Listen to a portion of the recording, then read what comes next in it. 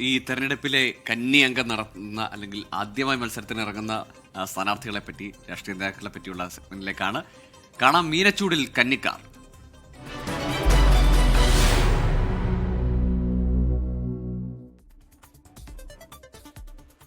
ഹാസ്യ പരിപാടികളിലൂടെ മലയാളികളെ ചിരിപ്പിച്ച നടനും ചലച്ചിത്ര സംവിധായകനുമായ രമേശ് പിഷാരടി സിനിമാ മേഖലയിൽ നിന്ന് തിരഞ്ഞെടുപ്പ് ഗോതയിലേക്ക്. കന്നി അംഗം കുറിക്കുന്ന പിഷാരടി മണ്ഡലം നിലനിർത്തുമെന്ന തികഞ്ഞ ആത്മവിശ്വാസത്തിലാണ് UDF.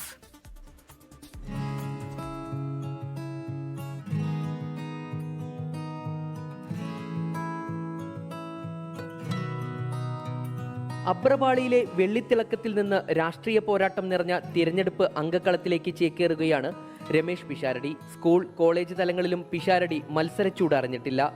എന്നാൽ മത്സരാർത്ഥികളെ വിജയിപ്പിക്കാൻ മുൻപന്തിയിലുണ്ടാകാറുണ്ട്. നിയമസഭ, ലോക്സഭ ഉൾപ്പെടെയുള്ള കോൺഗ്രസിന്റെ തിരഞ്ഞെടുപ്പ് പ്രചാരണ വേദികളിൽ സ്റ്റാർ പ്രചാരകനായി പിഷാരടി എത്താറുണ്ട്.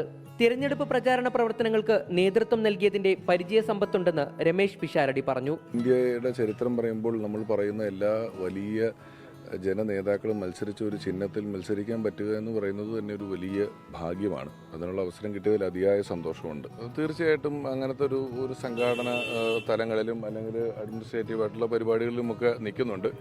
കലയും മറ്റേ നമുക്ക് ഉപജീവനമായിട്ട് നടക്കുന്നത് കൊണ്ട് അങ്ങനെ ആയിരുന്നു എന്നേ ഉള്ളൂ. ഞാനിത് വളരെ അടുത്ത് ഇടപഴകുന്ന, അടുത്തറിയാവുന്ന ഒരു പ്രദേശം തന്നെയാണ്. താരപരിവേഷം തിരഞ്ഞെടുപ്പ് പ്രചാരണ പ്രവർത്തനങ്ങൾക്ക് ഗുണമാകുമെന്ന പ്രതീക്ഷ UDF ക്യാമ്പിനുണ്ട്.